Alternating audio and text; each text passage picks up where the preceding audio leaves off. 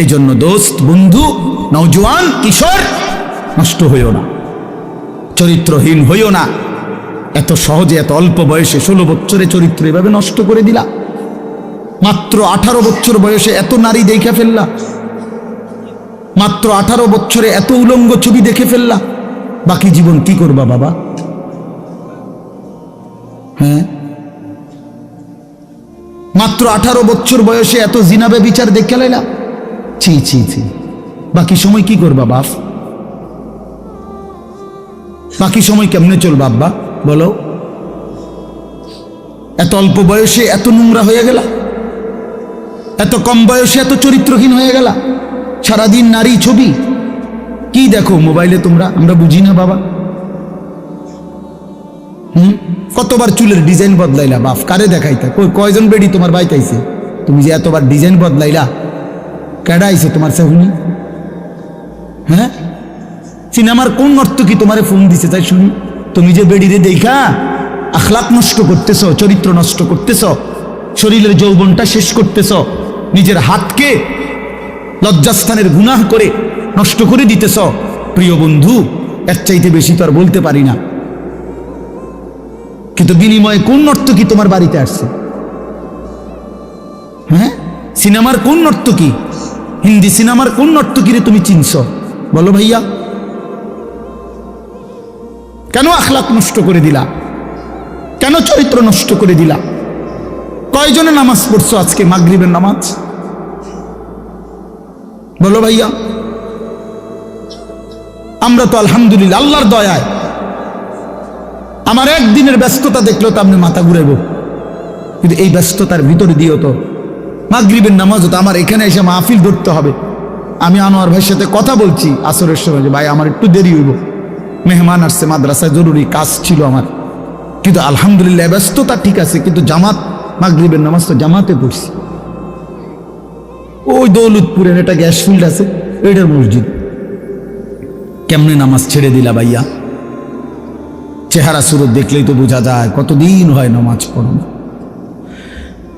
ওফ, আল্লাহকে ডাকো না।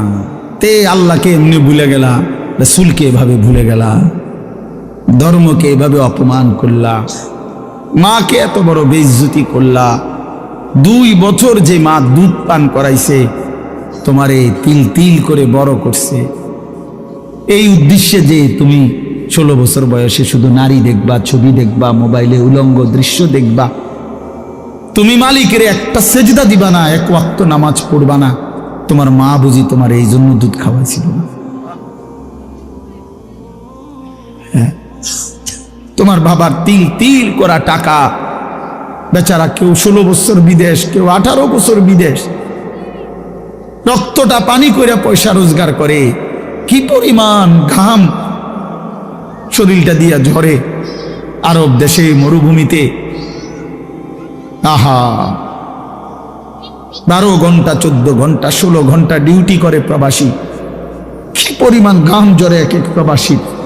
প্রতিটা টাকার মধ্যে, প্রতিটা দিনার দিরহামের মধ্যে, প্রতিটা রিয়ালের মধ্যে ঘামে ভিজা, ঘামে ভিজা।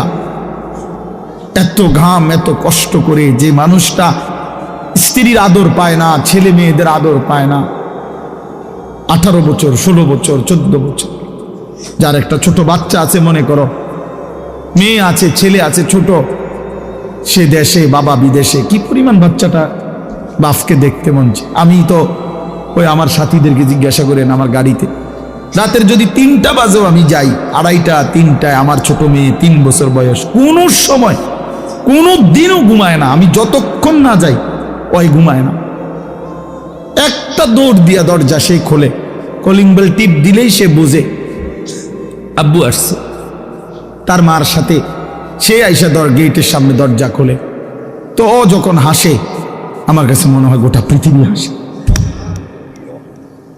তো এমন আদর যেই বেচারা বছরের পর বছর কোরবানি করে দিছে সন্তানদের জন্য, একটু মুখে হাসি ফুটাবে স্ত্রীর জন্য, তো সেই বাবার সন্তান হয়ে তুমি এইভাবে জীবন শেষ করে দিলা। এটা ইনসাফ হলো ভাইয়া? বলো বাবা, বলো। প্রিয় বন্ধু আমার, বাপ আমার, সন্তান আমার, ছেলে আমার, কিশোর নওজোয়ান, আমি এক ফেরিওয়ালার মতো চিৎকার করে বললাম যে নিজেকে নষ্ট করে দিও না ভাই। আখলাক বড় সম্পদ, চরিত্র বড় সম্পদ। নারীর আসক্তি, জিনাবে বিচারের দৃশ্য, উলঙ্গ দৃশ্য, নারীর লোভ, বিশ্বাস করো তোমার দুনিয়াও শেষ করে দিবে, আখিরাতও শেষ করে দিবে। আল্লাহর নবী বলছে ফাত্তাকুদ দুনিয়া ওয়াত্তাকুন নিসা। আল্লাহর নবী বলছে উম্মত, দুনিয়ার ধোঁকা থেকে বেঁচে থাকো, নারীর ধোঁকা থেকে বেঁচে থাকো। বেপর্দা নারী, হারাম নারী, যে নারীকে দেখার তোমার অনুমতি নাই, ওর হাসি মূলত হাসি না, আগুন। ওর রূপ যৌবন মূলত যৌবন না, ওইটা জাহান্নামের কয়লা, আগুনের কয়লা, ওই তোমারে বরবাদ করে দিবে। আল্লাহ নবী সাল্লাল্লাহু আলাইহি সাল্লাম বলছে যুবক, যদি কষ্টই হয়, যদি কষ্ট হয় যৌবন ধরে রাখতে, তাহলে ফাআলাইহি বিসসাওম, রোজাই রাখো, রোজা রাখো, রোজা রাখো।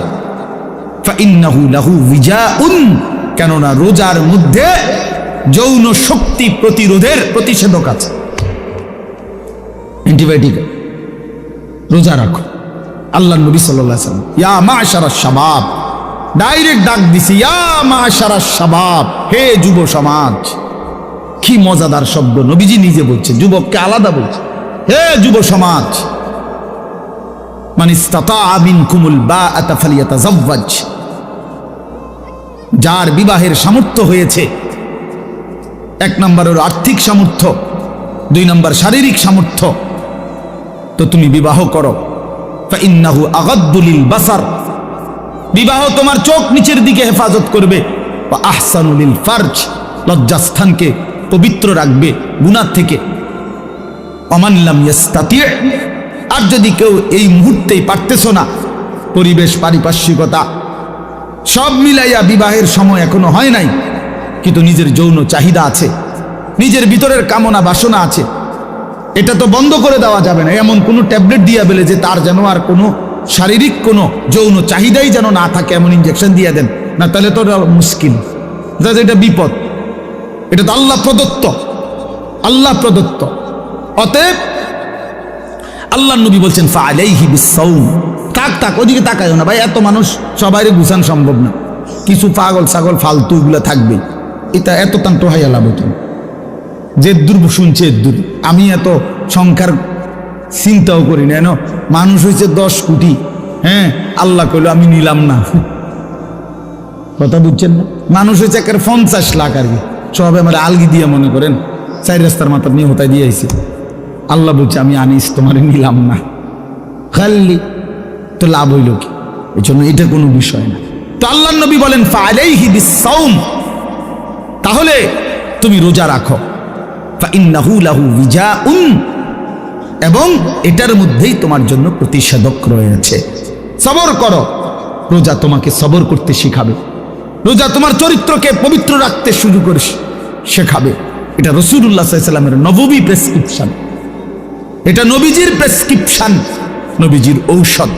তো আমার বলার উদ্দেশ্য এই আয়াত আমি এই জন্য পড়ছি যে আলহামদুলিল্লাহ, নিজেকে চরিত্র গঠন, তোমরা যারা কিশোর, নওজোয়ান, যুবক, তোমরা যারা এখনো অবিবাহিত, তোমাদের কাছে বন্ধু অনুরোধ, চরিত্রের হেফাজতের নিয়তে, অভ্যস্ত বানাবার নিয়তে, নিজের আখলাকের পবিত্রতার নিয়তে মাহে রমজান সামনে, মাহে রমজান সামনে, এবারের রমজানে টার্গেট নাও 30 দিনের রোজার মাধ্যমে দিল থেকে আল্লাহর কাছে এইভাবে 30টা দিন হাতে গুনে তুমি আল্লাহর সাথে ওয়াদাবদ্ধ হও যে আল্লাহ 30 দিন আমি রোজা রাখবো, এবং যৌন চাহিদা, লজ্জাস্থানের চাহিদা, অশ্লীলতা, বেহায়াপনা, নর্তকী, নাচ গান, উলঙ্গ ছবি দেখা, নারীকে নিয়ে চিন্তা ভাবনা, মেয়েকে নিয়ে অশ্লীল চিন্তা ভাবনা, অবৈধ কোনো প্রেম সম্পর্ক, হারাম কোনো রিলেশন, এই সব ত্যাগ করে বন্ধু 30টা দিন মনোযোগ দিয়া রোজা রাখো, তারাবি পড়ো, ইফতার করো, সাহারি করো, তাসবিহ পড়ো, তেলাওয়াত করো, কোনো আলেমে দ্বীনের সাথে উঠা বসা করো, ইমাম সাহেবের সাথে সম্পর্ক করো। ইনশাআল্লাহ দেখবা, আল্লাহ চাহে তো 30 দিনের মাথায় আল্লাহ বলেন লাআল্লাকুম তাত্তাকুন, আমি আল্লাহ ওয়াদা দিলাম মুমিন তোকে মুত্তাকি বানিয়ে দেব, মুত্তাকি বানিয়ে দেব। আর যদি মুত্তাকি হও তাইলে পুরস্কার কি? উইদ্দাত লিল মুত্তাকিন, আল্লাহ বলছেন জান্নাত বানানোই হয়েছে মুত্তাকিদের জন্য। 30 দিনে মুত্তাকি হবা, 30 দিনে জান্নাতি হবা। ইয়া আইয়ুহাল্লাযীনা আমানু, হে ঈমানওয়ালা, আল্লাহ বলেন জানো ঈমান তোমার পাসপোর্ট, আমি পাসপোর্ট নিলাম 30 দিন আগে। আর আল্লাহ ওয়াদা দিছেন রমজানের চাঁদ উঠলে আমি আল্লাহর কাছে ঈমানের পাসপোর্ট দিবা। ঈমানের পাসপোর্ট আমি জমা নিলাম, 30 দিন অপেক্ষা করবা, 30 দিন আমার হুকুম মাইনা চলবা। 30 দিন পরে ঈদের চাঁদ উঠবে, সেই দিনই তোমার পাসপোর্টের উপরে জান্নাতের ভিসা লাগবে। পাসপোর্ট এবং ভিসা লাগবে, আর ঈদের দিন ফ্লাইট হবে, জান্নাতের ফ্লাইট। ইনশাআল্লাহ, ইনশাআল্লাহ। হাদিসে আছে ঈদের দিন আল্লাহ তাআলা ফেরেশতাদেরকে জিজ্ঞাসা করে, ফেরেশতারা বলো তো ওই ব্যক্তির প্রতিদান কি হইতে পারে যে তার পরিশ্রম, তার হুকুম, তার মুনিবের আদেশ পূর্ণ আদায় করছে। যেই কর্মচারী তার কর্ম ঠিক মতো 100 পালন করছে, তো এখন তার বিনিময় কি হইতে পারে? ফেরেশতাদেরকে আল্লাহ বলবে ঈদের দিন, ফেরেশতারা বলবে মাওলা তো এটার বিনিময়তে এটাই আন ওয়াফা আজরাহু, তার বিনিময় তাকে পূর্ণ দিবেন, পারিশ্রমিক পূর্ণ দিবেন, কারণ সে তার কর্ম পুরা করছে, অতএব পারিশ্রমিকও তো কি দিতে হবে? পুরা দিবেন, এটাই তো যুক্তির কথা। তো আল্লাহ তাআলা তখন বলবেন ফেরেশতারা তোমরা সাক্ষী থাকো, আমার ইজ্জতের কসম, আমার জালালের কসম, আমি আল্লাহর বরত্বের কসম, আমার শ্রেষ্ঠত্বের কসম, আমার এই বান্দাগুলো 1 মাস রমজানে আমার হুকুম পূর্ণ আদায় করছে, আমার আদেশের হক আদায় করছে, রমজানের হক আদায় করছে। আজকে আমি আল্লাহ ঈদের দিনে ঘোষণা দিলাম তোমাদের সামনে, কাদ গাফারতু লাকুম, আমি আল্লাহ আমার এই বান্দাদেরকে মাফ করে দিলাম।